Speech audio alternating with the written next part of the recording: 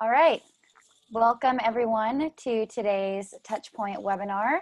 Our topic today is the importance of mobile first giving at a time when church looks a lot different than it has in the past. And how can we optimize giving when times look a little bit different, and make sure that all of our systems are working together to make sure that we're tracking everything that we want to track.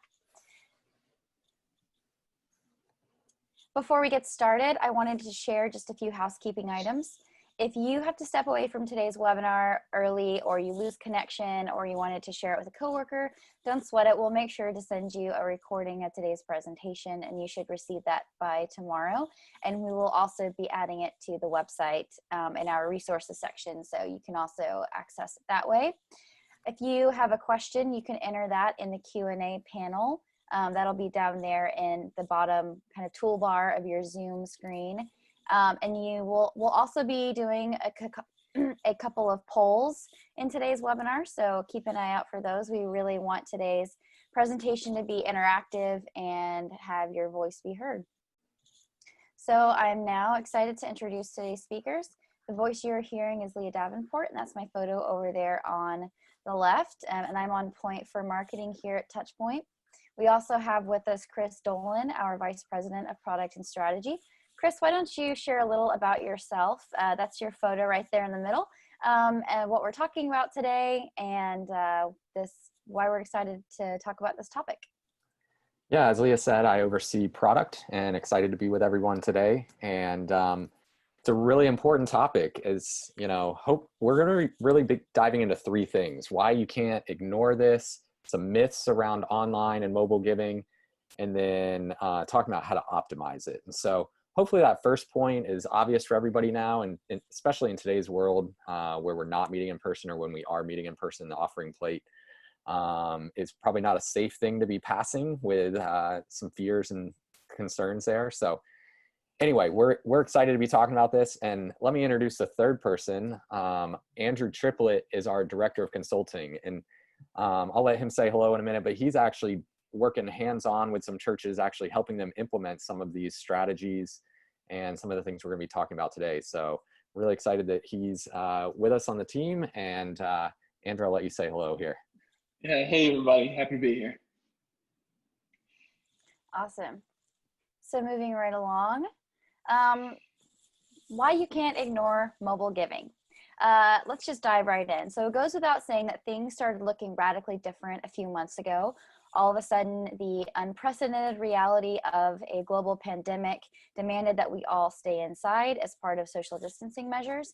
And those measures might be starting to relax depending on where you live, but it's probably safe to say that the new normal isn't going to look like the pre-pandemic days for a bit longer.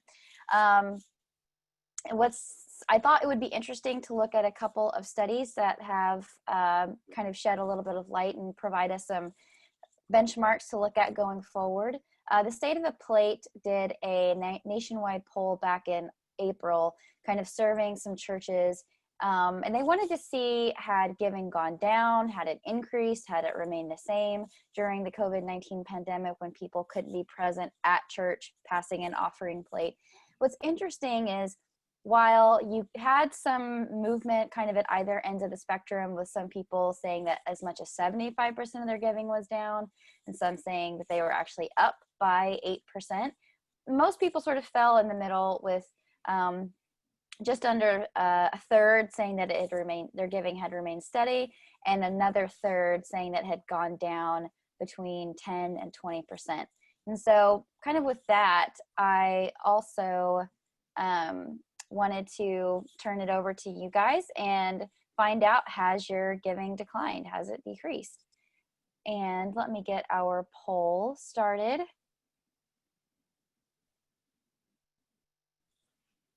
And while that's running, Andrew, I'd love for you to share a couple of points from our next slide. Yeah, thanks, Leah. So yeah, as you're taking that poll and put that information, I want to kind of start by talking about some new widgets within the system. Many of you should be aware of these. We've been blogging about them. If you don't, check out the blog for information on widgets. One in particular that I want to highlight right up front is the giving budget comparison. What this is going to do, this is going to give you a good baseline. So we're going to talk about some things here in just a moment as far as setting goals and metrics about how money's coming in, how revenues or tithe is coming in, excuse me. But first we have to have a baseline for that. So the giving to budget comparison is going to show us essentially what your budget is. So you input that, what the budget is for the year, and then the system's going to calculate where you are on pace with that. And you can see the kind of gauge that we're showing there. Yellow means that we're close to on budget. Green means that we're right there in a healthy range. And then beyond that would be extremely healthy, obviously, because we're over budget. And so just quickly at a glance, when you log in, you can see that information and have that baseline. So Leah, do we have results on that? We do. And actually, when I launched the poll, we had our second poll question was people were able to vote for it as well. And so, but we'll go ahead and share the results on that, and we'll comment on poll number 2's results when we arrive at that slide. So I'm going to hit share results. I'm not sure if you guys are able to see the results, but I can read them out for you. So it looks like we had about 50% of you report that your giving had indeed decreased. And about 30% say that it stayed the same, and about 20% saying it's actually increased. So a couple of different people are at a few different places on the spectrum of where their giving is at. Andrew, any thoughts you'd like to add?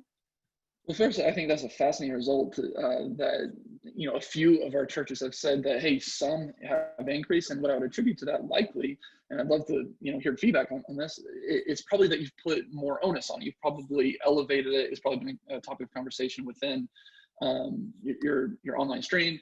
But then just as we would expect, giving primarily for the majority of churches in America, and around the world really have seen a decrease in giving. And so that is why it's so important, why today's topic is so important as far as coming up with strategies to get people, you know, giving front of mind. And we'll talk about some of that later on. Awesome. Andrew, anything else you wanted to share on the giving budget comparison widget? No, that's everything for that one. I do have a few more to share here in just one moment. Awesome. Okay.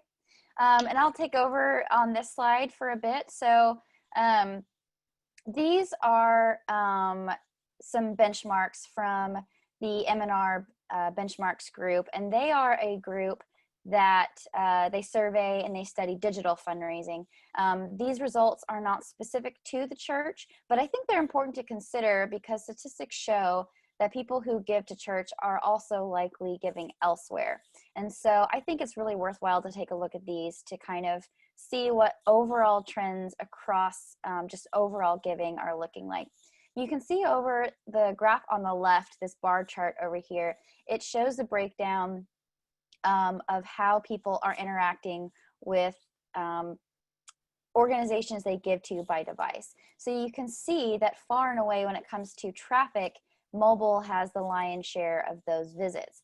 However, when it comes to transactions and revenue, and transactions are going to be the number of gifts, and then revenue is going to be the total amount donated. Most of that is actually still taking place on a desktop. However, if we go and look at this chart over here on the right of the screen, you can see that year over year, so between 2018 and 2019, mobile grew by 17 and 21% when it came to transactions and revenue. So I think that is something important to just keep in mind as we are thinking about the channels that people are starting to migrate to when it comes to their giving.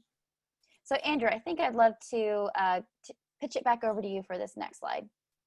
Yeah, so a few more giving widgets that we want to tell you about today. These are already available in your database. We have great documentation that'll kind of walk you through some of these, but they're very pertinent for today's conversation. So the first one on the left-hand side there, giving sources. I'm not going to spend a ton of time digging into these. Hopefully they're fairly self-explanatory, but giving sources gives us, again, another baseline for how is giving coming into our church. Is the majority coming in on one time or recurring? And recurring is going to be a big topic for today. Down there in the center of the screen is the recurring giving forecast. So a lot of churches, and this will be another poll question. And Leah, you said this one's already been taken, correct? The It has. recurring giving. Okay. Would you mind pulling up the results on that? Sure. Let's take a look. Are you able to see those, Andrew? I am, yeah. Okay. So what percent of overall giving, I don't know if anyone else can see this, but what percent of overall giving is recurring?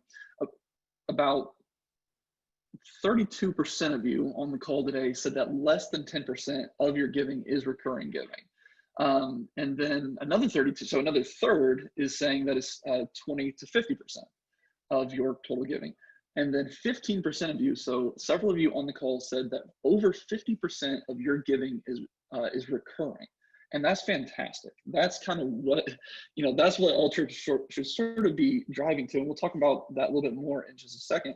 But recurring giving is extremely important. And then the last widget that I'll mention here on the screen, the giving type breakdown, that's going to show you week over week how that giving is coming in. So you can kind of get a trend line to see how are we doing in establishing those goals and meeting those goals for how we want giving to come in.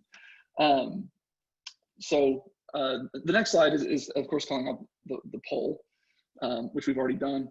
But now let's talk about some of those benefits that I mentioned as far as why it's important. Now, the churches that are on the call that said that over 50% of their giving is recurring, maybe we'll ask them to do the next workshops, because that is fantastic, because they can probably tell you what I'm about to tell you right here. So the benefits, well, recurring giving is the biblical model of giving. Malachi 3:10, many of you are probably familiar with that. We've heard a lot of our pastors have talked about that when they're talking about giving. Bring the first fruits into the storehouse, right? It should be the first thing that we do, and recurring giving gives you the ability to do that.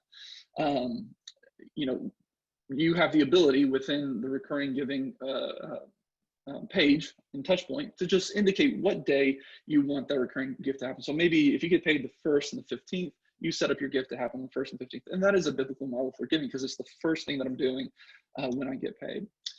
Next, fewer forgotten and missed gifts. Now, we used to talk about this a lot in terms of like snow days. Like, hey, what happens if we have a snow day and we don't receive some of those tithes with the offering plate pass? Well, recurring giving. Well, now we live in a world where we didn't know this was possible, that we're going to be missing not just one Sunday from a snow day, we're going to be missing a lot of Sundays.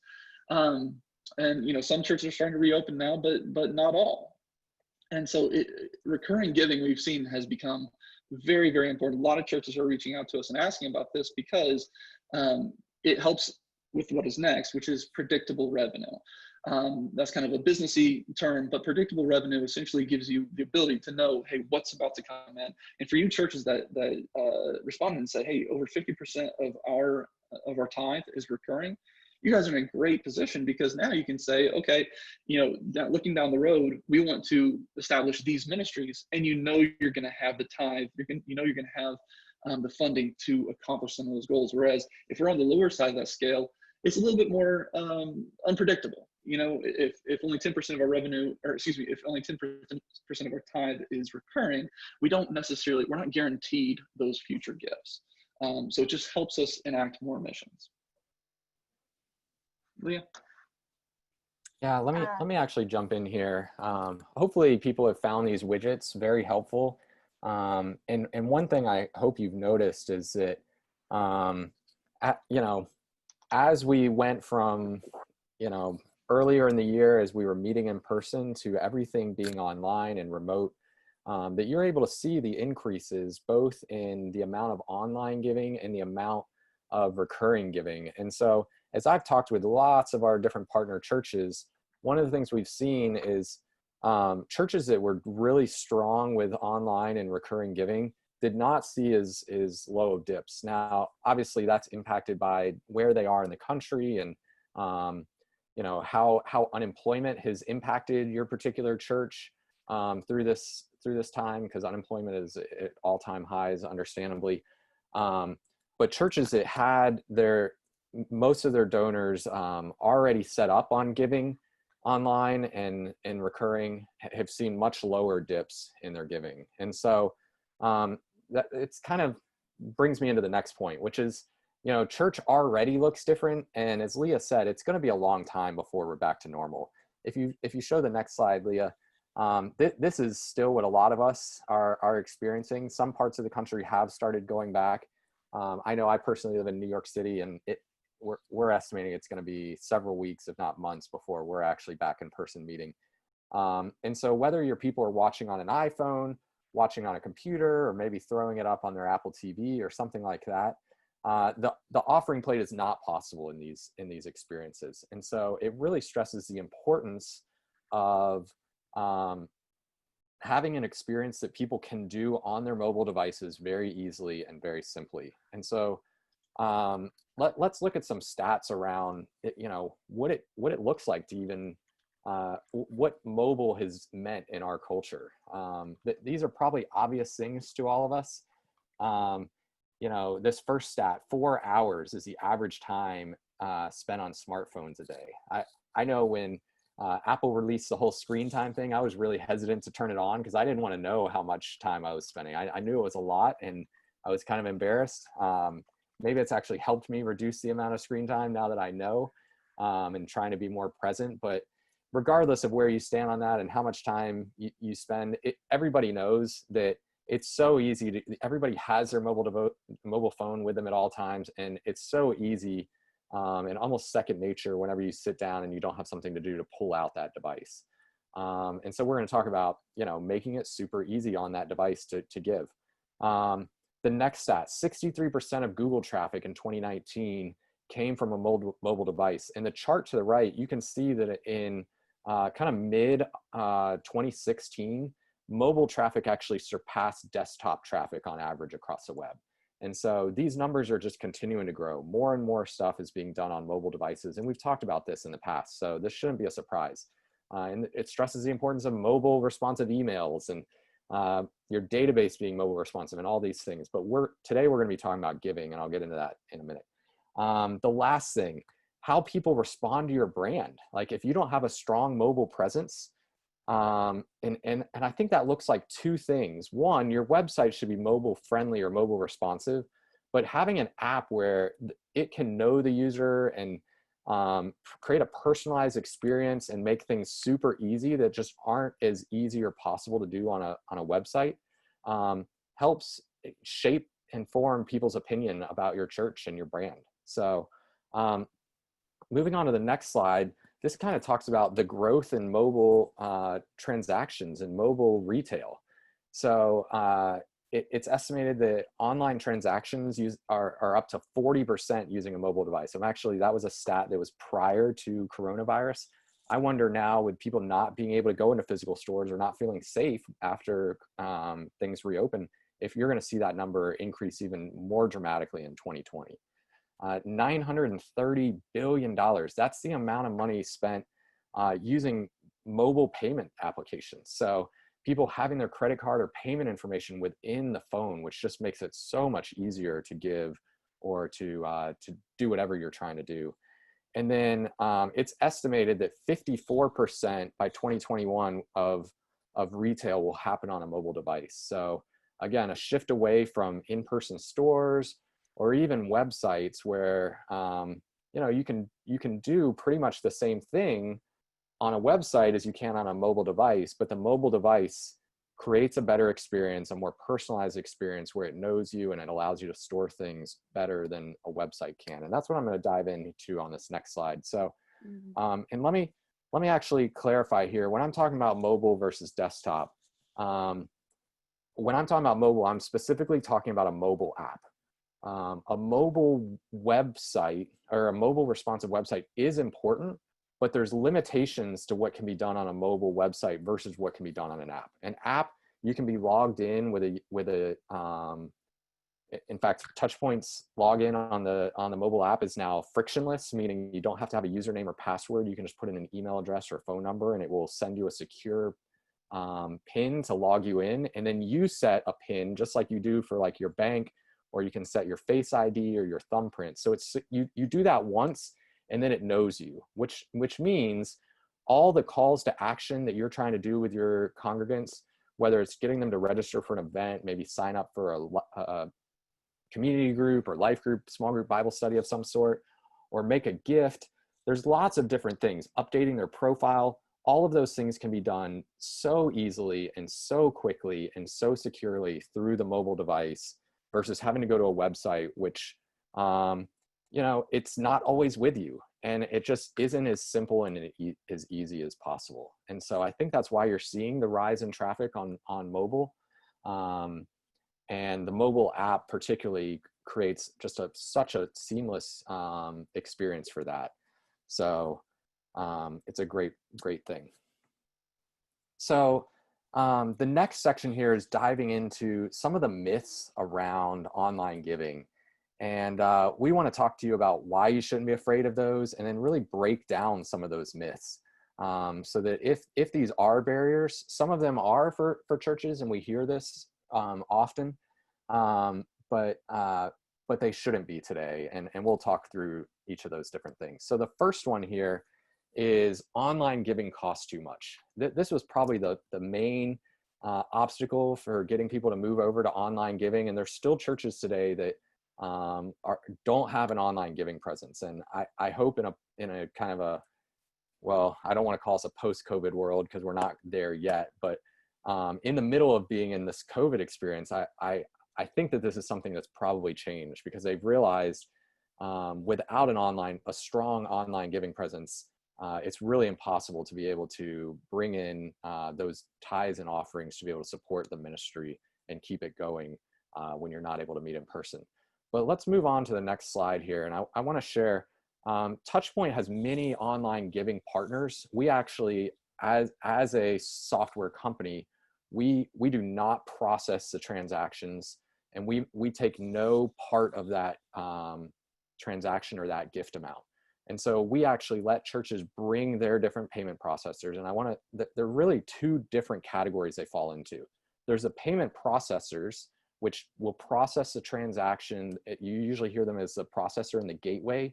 And those are actually two separate things. They can be the same thing. And there's different fees associated with those. And then you have your giving platforms, which actually will provide the front end and the back end. Touchpoint is the front end for anybody that's using just a payment processor. And they all vary in fees. And so the myth is that it costs too much, but I want to tell you about one of these partners.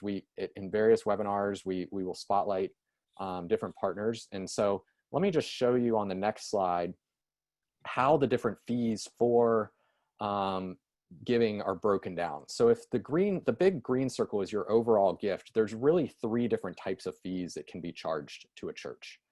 You have your card brand fees. So these are the fees that Visa or MasterCard or American Express charge to the payment processor.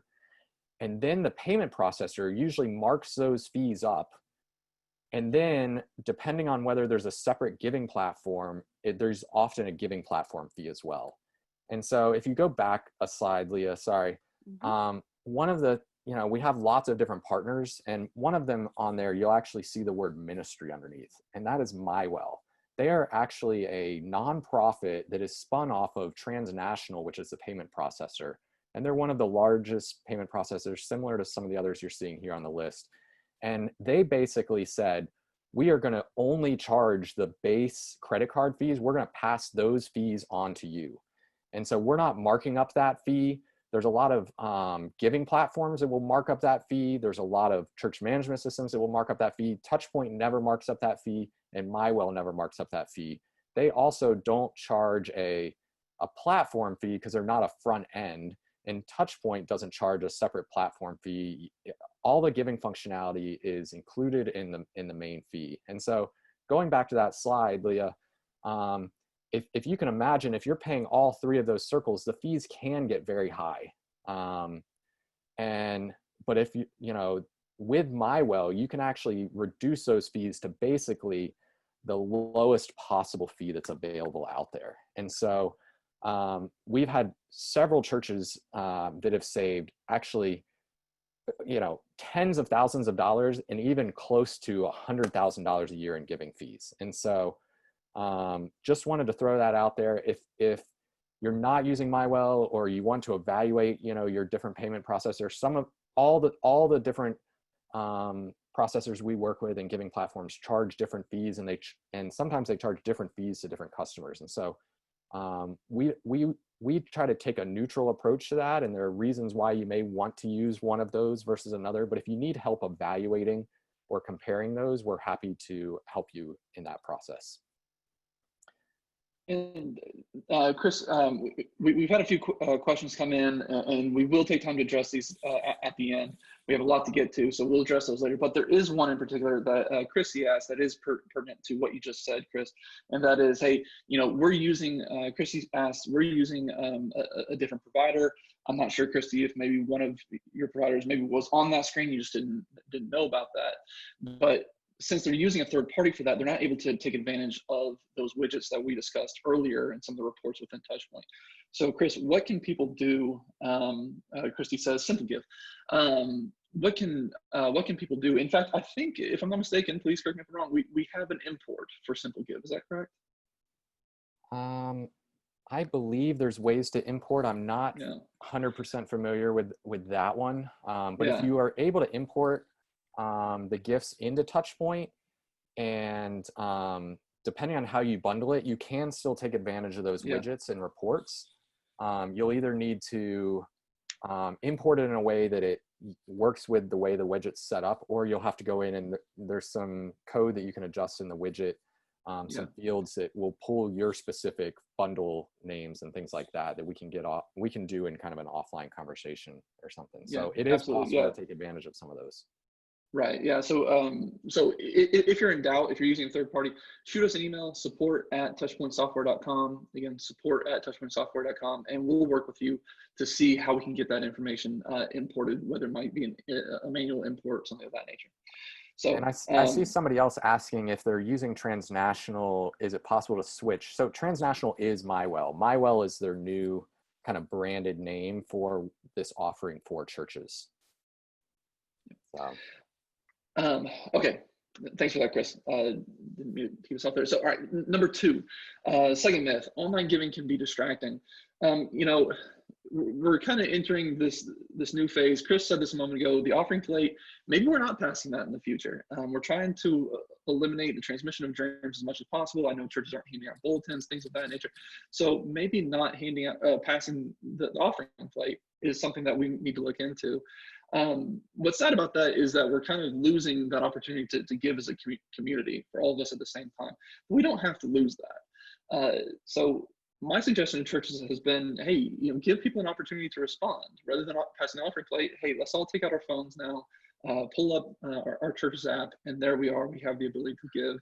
In the past, if you see someone looking at their phone, it means that they're distracted, that they're not engaged. But nowadays, that's actually not always the case. I know me and a lot of my friends, our phone is right here on a mobile device, Blue Letter Bible, things like that, apps like that, where we are tracking with what's happening in the service. We are paying attention, and we're on our mobile device already. So it's a natural transition to say, hey, as long as you're on your phone, go ahead and pull up our mobile application and give there. And the last myth. Yeah, the last myth, I'll chime in here, and I won't go into depth on this. We have more information in our documentation and website if you want to dive into this. But the myth is that online giving is less secure. And maybe 10 years ago, when online giving first started, there weren't the security protocols in place. But now, the way we work with all of these giving platforms or payment processors is that we actually don't touch your payment information. It's actually stored in their secure vault. So they're the ones processing that gift, and there are all kinds of security parameters put in place that make that payment card industry secure, and it's a very secure thing. In fact, I would make the case or argue that it's more secure than passing an offering plate where you have checks in there that have exposed bank account or routing information that passes through multiple hands. When you're giving online, you're putting that information in yourself, and that information is between you and the payment processor and stored very securely. So less of a concern today, and if you want more information on that, let us know, but there's information on our website as well. So so the next part of this is really, how do we optimize online giving, right? If we've said that it's something you can't ignore, which I think is a no-brainer in today's world, and we've broken down some of the myths, the next most important thing is, how do we optimize that? How do we, and we have some questions coming in on that, like how do we get this set up, or how do we transition people to online giving in the best way. And so I've lost my track here. So let's move on to the next slide here. I think that's you, Leah. So Yes, Leah, it do you is. want to talk about segmentation and what as one of the ways to optimize and get your donors to move on to online? Sure. And while I'm discussing this slide, if there's any, other questions that are around optimizing online giving that we haven't planned answers for, feel free to, to chime in with those answers. And so the main point that we wanted to get across on this slide is, in order to optimize giving, you have to first know kind of what the breakdown of the givers in your database look like. So in this case, we've got an example of a way to bucket your givers. This is not the only way to bucket them, but this is one way that we wanted to put in front of you. And so we have cash and non-givers, so that's pretty self-explanatory. People who give offline, but they give regularly. Then you might have online sporadic givers. So these are people who their preferred channel is online, but perhaps they don't have any kind of recurring giving set up. They just kind of give whenever the spirit prompts them to. And then you have your sort of sweet spot where we're wanting, those key loyal givers that are giving online and they're giving every month as kind of the first fruits that we discussed earlier in the presentation.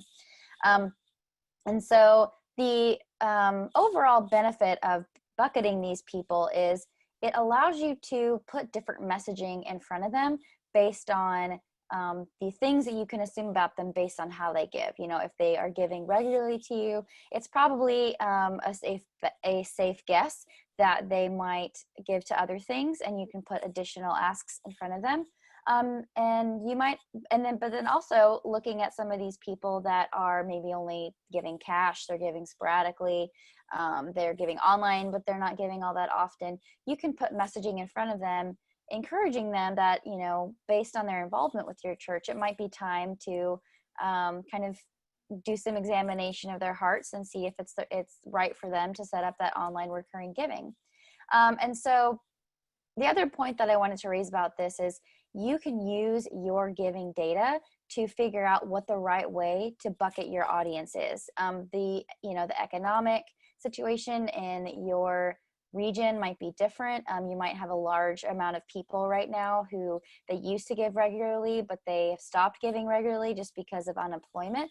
And so if you're able to kind of track those trends within your data, you might want to put a message in front of them that's like encouraging to them and is understanding and is very ministry minded, recognizing that when the time is right and when times are better, that they might come back to you. And also if there's anything you can do for them, if there's any additional ministering that they need at this time.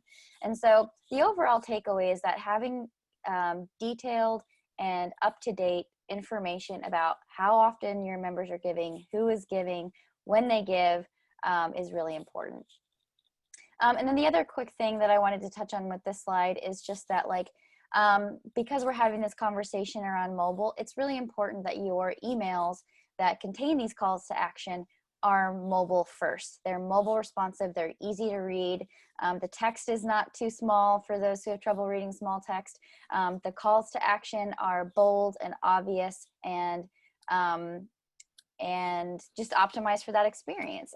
They're so often you will go and build an email that looks beautiful on desktop and then it doesn't render very well on mobile. And actually within Touchpoint, we have a mobile responsive drag and drop email builder that makes this really easy. And so with that, I want to kick it over to Chris to talk about a feature that is specific to Touchpoint, and that is deep linking. Chris, can you explain this? Yeah, this is another benefit, and it actually goes really well with a question that somebody answered around the advantages of text giving versus mobile giving. So text giving is not a bad thing, and we do integrate with text giving platforms, but often it doesn't give you as much flexibility or freedom, and it's a little bit harder or more confusing, especially if you're giving to different designated funds or if you're needing to change your payment information, things like that. With texting, or because I see a lot of our current partner churches are on this call, and some new faces as well. We have a two-way text integration, and so that works. The way that works is people can send a text and you can reply back. And it has a really neat feature called reply words, and which you can use with deep linking. And this is mocked up here with using it deep linking via email. And as we're seeing just a huge rise in emails being opened up on mobile devices, this is a really powerful feature because it can actually deep link you into the app.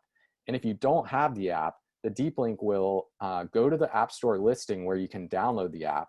And then if you have the app and you aren't logged in, it will actually prompt you to log in and use that frictionless login that I talked about earlier. And then it will take you right into that authenticated giving page where it knows the person. And if you have your payment credentials stored or you have your address, it just eliminates the steps in giving.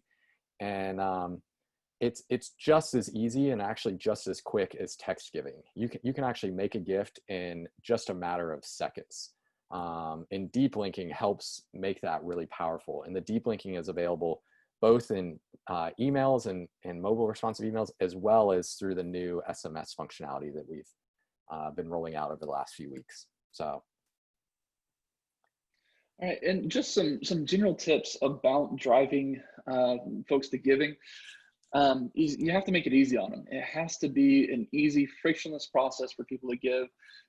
First thing on the list there is kind of overlooked sometimes, but buttons on your website are easy to find. I'm seeing this less and less today, but it used to be a real problem, is making people really dig and come to your website and have to find the giving page and go through a few layers. We want that ability to give to be front and center. Some churches have kind of pushed back on that in the past because they've said, we don't want that to be front facing, but there's ways to do that. Just a small button at the top of your homepage that people can find easily, because a lot of times that's why they're going to the website, is so that they do have an opportunity to give. Second there, registration links and emails. So if you are already a Touchpoint customer, then this is something I hope that you are already taking advantage of. This is a hugely powerful feature within Touchpoint. Essentially, a registration link gives you the ability to send an email to someone with a special link that when they click on that link, that registration link, the system treats them as though they've logged in, even if they don't have the username and password. So in other words, I'm not having to find my record. I'm not having to put any my credentials, username, password, that sort of thing. I'm just taking to the form, whether it's a giving form, recurring giving form, or registration, and I put in my information, I answer the questions, and then I'm done. So it should be a very, very painless process. And then for you and your team, it's not creating a duplicate. There's no scenario in which that would create a duplicate. Thirdly, donations set up on Facebook and social. Don't forget your social media pages. More and more people are going there, as well as your website. So it's a good opportunity to make sure that links for giving are there as well. And then finally, giving via text. This is becoming a really popular option. Brian asked just a moment ago, Brian asked, hey, should we be using text to give or the mobile app for giving? Like Chris said earlier, we don't take a cut of any transaction that occurs in the system. So we don't, we're not going to really push you one way or another, other than to say there are efficiencies built in if you just go ahead and use Touchpoint with the new SMS text features that we rolled out just last week. We've made this really, really easy, really painless. So there are, like I said, there are efficiencies in using Touchpoint there, and we'd love to help you get that set up. Yeah, in fact, I'll actually comment. One of the things I've seen one church do, which was pretty cool, is you could put a phone number up on the screen and use those reply words and text to say, text the word give to this number, and that's a number that you've maybe already been using, so it's already in your system because people have been receiving that messages from your church using that number. And it can have an automatic reply with it that will have a personalized link to give. And that personalized link can open up in the mobile app where it's very secure. It knows the person. It has all the payment information stored, and they have lots of flexibility in terms of setting up a one-time or recurring, or even viewing their giving history and downloading a statement, which is really powerful functionality. So Yeah, and we've clocked that that giving through the mobile app at 10 seconds and under, and you can test us on that. Give it a shot. 10 seconds is and under is what we're shooting for. So again, efficiency is kind of the name of the game there. The yeah, last tip that I'm going to mention as far as online giving is concerned, especially on a laptop experience, make sure that your your giving pages are branded properly. Logo is king in that scenario. People have to be comfortable and feel secure that they're giving to the appropriate organization. So they need to see your logo. They need to see some kind of branding that sort of matches your church's website, if possible. One of the examples you're seeing on the screen, the Redeemer in the center, that background echoes backgrounds that you'll see on their website. The third one on the right there is Bellevue. You can see those three crosses. Members of Bellevue are going to recognize that immediately, the very iconic crosses sitting outside of Bellevue. So people are going to be very secure and comfortable giving on that page. yeah. The next thing I want to move into is, we've talked about a lot of these key metrics, right? Improving online giving, improving recurring giving. And I love this quote by Peter Drucker. He says, "You can't manage what you can't measure." And so it's really important. Another way I've heard that saying is you change what you improve what you measure, or you improve what you pay attention to, basically. And so hopefully with these widgets being on people's home screen and you being able to see how much of your giving is set up for recurring giving or how much of it is online will help you set benchmarks for then where you want to go. And so I mentioned I used to work at a large church in New York City that is a partner of Touchpoints. And we had set up some reports, and I'm really thankful now that these widgets just make it that much easier, right? Because they're there in front of you every single day. And it wasn't until we actually started reporting on these numbers and measuring them internally before we were able to grow them. And so no matter where you are today, based on that poll, it's really important to measure where you are today, and then you can set goals and strategies for where you want to go next. And so on the next slide here, I'll show you, I've talked about this before I think on some webinars, but hopefully this is something people have heard. When you set goals, they should be SMART goals. And what that stands for, it's an acronym that stands for specific, measurable, achievable, realistic, and timely. And so it's not one thing, it's not enough to just say, oh, we want to increase recurring giving. It's another thing to say, recurring giving today is at 19%. By the end of the year, we want it to be at 30%. So that is very specific, right? It's also measurable. You can know at the end of the year whether you've achieved that goal by looking at the widget and seeing. I would caution you, you want to make those achievable. Don't go for 50% plus immediately. Set, small benchmarks that you can measure off of, things that are realistic and achievable, and set a time frame. Like maybe it's by the end of the year. Maybe you can set these goals quarterly. Whatever works for your church. It really helps to have these widgets now to be able to measure where you are so that you can set goals for where you're going. And so the other thing I'll talk about is some things that are coming. If you're a current partner church, you've heard about this on the new features webinar. I think I've been talking about it the last 2 months. It's well underway. And the next webinar is actually going to be in July, where we're going to be demoing and releasing some of these features. And so I just wanted to point out some of the features that are going to be a part of this. We're going to be combining pledge, one time, and recurring all into one page, which makes it a lot easier if somebody's starting to set up and go through the process for one-time giving and they decide, oh, I want to convert that to recurring. It makes it much easier. You will still have the option to do those as separate pages like you currently do, but we're really excited to be able to combine those. There's some new UI and UX elements that we're really excited about that will hopefully make it a little easier. We're going to be supporting multiple recurring giving schedules and multiple payment methods, as well as some more flexibility and some enhancements around some of the communications options, which we're really excited about. And then this is a really great one too, is when somebody's actually making that one-time or recurring gift, they'll actually be able to see their pledges right there to know, is that in line, or does that put me on track to be able to meet that pledge for whatever period of time that is. So there's a lot of other really great features, and we're really excited about that. In fact, Leah, if you show the next slide, you should mark your calendar for July 16th, 2 p.m. We're going to be doing a webinar on this new platform and showing off some of these new features. So we're really excited about that. And the last thing I'll mention here before I turn it back over to you, Leah, is on the next slide, many of our partner churches have been taking advantage of our roundtables. We're going to be putting out a new blog post later this week where we're going to be doing the next round of roundtables, which is basically a time to come together through a Zoom and actually learn together in community with other partner churches that are using Touchpoint.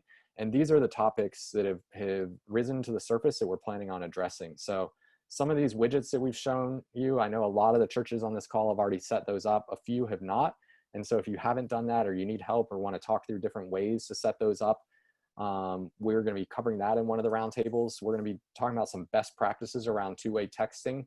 Heard some really great stories from churches of things, really creative uses that they're finding of ways to take attendance for their online services, to, even polls around, coming back and things like that. So some really great things. And then we'll also be doing a roundtable specifically around deep linking as well, because it's somewhat of a fairly kind of new concept for people. I know when I didn't learn about it until about 2 years ago, and it's, it's a little bit, it's something to wrap your head around. So we'll give some practical examples of how to use that, how to set that up, and have a whole roundtable focus on that. So watch the blog for more details on that. So before we jump into questions, for any of you that are on the webinar who are not a Touchpoint partner church, we would love to speak with you and see if there's any ways that we can serve you and serve your church.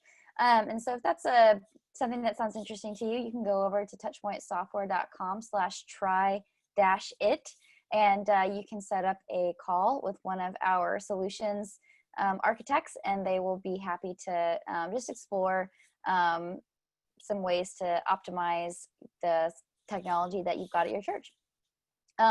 So I think now we've got some time for questions. I know we answered a few during the presentation, but if there are any that you guys had that have come in since, or that we wanted to maybe circle back and address with a little bit more detail. Andrew, I think that you've been monitoring the questions. So if you've got those pulled up, fire away. Yeah. Just a couple. We've been kind of going back and forth and answering them as they've been coming in. But Michelle asked about the new enhancements to giving. First, she asked about setting an end date for a recurring gift. And secondly, what is the anticipated launch date for the new giving features? Yeah, so end date as an option for recurring gift is going to be one of the functionalities. It will be an option that churches can set for their database. So not all churches want to set an end date, but if your church does, that will be an option that will be available. And we are planning on, we're in the thick of the development on this. So it's going well, and I think we're on track to be able to demo this in July, and we'll be releasing that shortly after. There is some setup that needs to happen on your end that we're going to make as easy as possible. And we'll be doing a series of kind of webinars or lunch and learns or something to make that easy. And then there'll be a cutover that where all of your existing gifts will automatically convert over to the new processes. And we're going to have URL redirects and all kinds of things set up on that. And so we'll get into all the nitty gritty on that in July.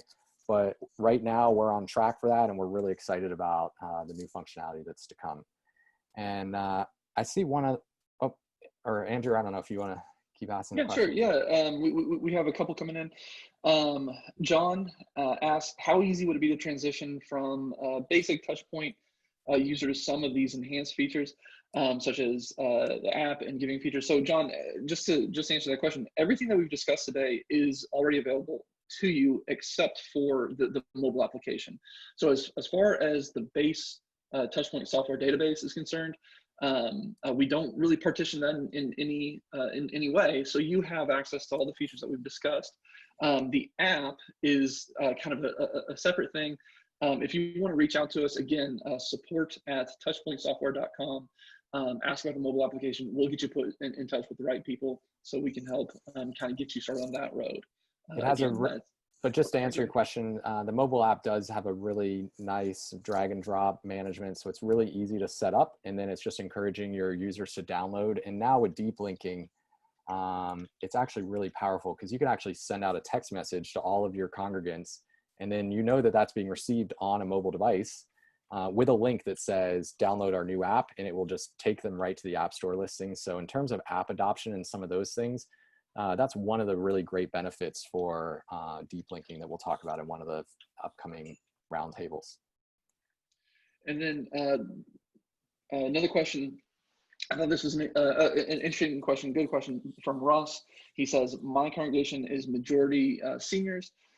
Please discuss how to get buy-in and usage from the older generation. So how can we kind of help older generations get more accustomed to online giving? Yeah, that's a great question. Probably the best thing I could say is to show them how easy it really is. You can display that from the pulpit, or you can display that even on your live stream of your services. Somebody could pull out their phone and just show how few clicks it is. So, username and passwords used to be one of the barriers to online accounts that used to be confusing. Now, with how easy it is to just put in an email address or a phone number and get that link that logs you in and is super easy, it's something that people of all different generations are able to do. And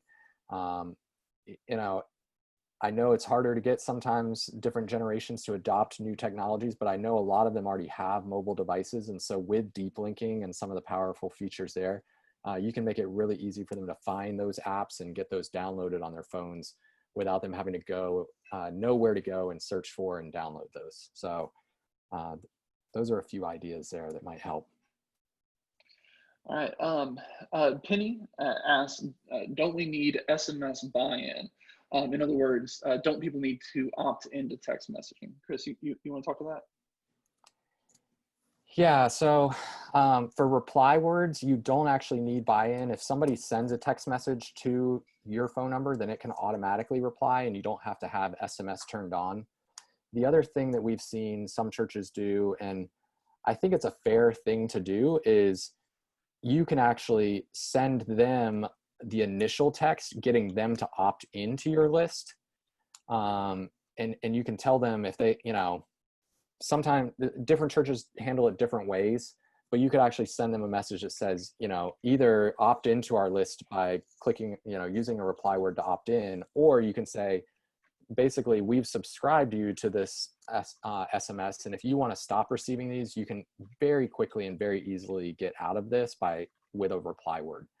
And so I think it's fair and appropriate to do that. I mean, that first message does need to be careful to show them either how to opt in or how to opt out if they don't want to continue receiving those.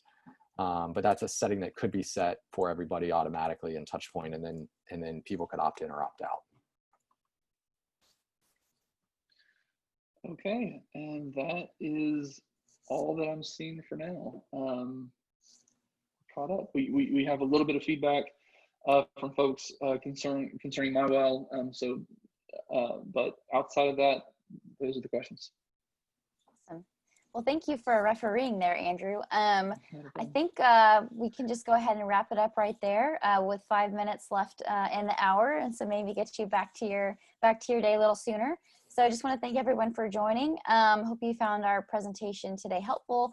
And as a reminder, we will be diving deeper into more Touchpoint specific giving features in July as we're rolling out that new platform. So if you joined today just hoping to kind of peek under the hood, I would encourage you to sign up for that when we have that sign up available. And we'll be posting out on the website as well as sending out an email when that registration is available.